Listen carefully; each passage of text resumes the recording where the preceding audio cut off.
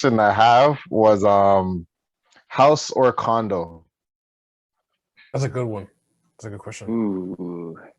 So a lot of times it's the answer is really what you can afford, right? And Okay. I don't think I think if you really had your house set on or your mindset on getting a house today, but you can only afford a condo, I don't think that should stop you. I think you should use that as kind of building blocks. And this also goes for a region. A lot of people that I meet with, they kind of always had the idea of living downtown, but we know what downtown prices are like.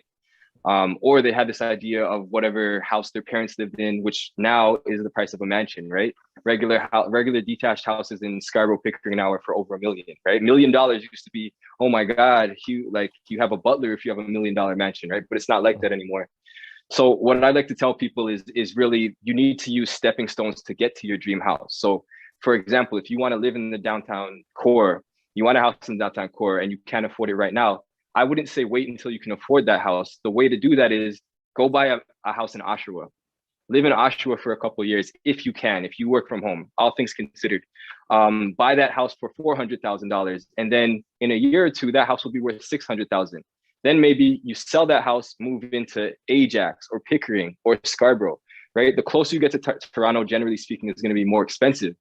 The average Canadian breaks their mortgage every 3.5 years or moves every 3.5 years. So that's really what's happening. No one starts with their dream home. They get their foot in the door, you appreciate with the market, and then you move closer and closer to your goals.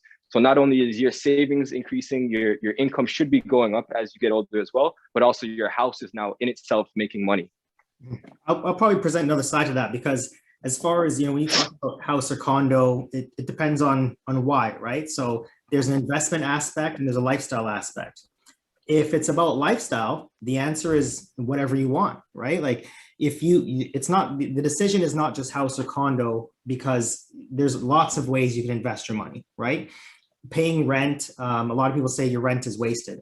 But, if you're setting that money aside, paying rent, because obviously rent in general is going to be cheaper than a house or condo, so you can do other investments. I would recommend people, if home ownership is your dream and you have some big dream home, I think that the steps that Jerome are talking about will definitely help you get there. There's probably other ways to get there too, but I really, trying to balance financial health with happiness, I would really recommend people live for their lifestyle. If you're the type of person who really enjoys eating out, you really enjoy visiting friends, you really enjoy travel, or maybe just not that concerned with a home, you'd rather have a fancy car, then maybe renting for your lifestyle is good for you, but you still don't want to make sure you save your money, right? If you got $0 in the bank account at your end of the day, you're renting, it's not a good scene. If you're owning a home and you have $0 in the bank at the end of the day, it's not great, but at least you're building equity. So regardless, you need something that you invest in your future in. So when people look at home ownership, condo ownership, or renting, there's investments to be done, but I think you really got to think about your lifestyle and what's going to make you happy. Because if you're completely, mortgage broke at the end of the month, you may not necessarily be happy unless, again, that's working towards your dreams, like getting your dream home. Because I've seen friends do it too. They move into a house for a couple of years, it goes up, they move somewhere else, it goes up, they upsize or downsize, take advantage of the market.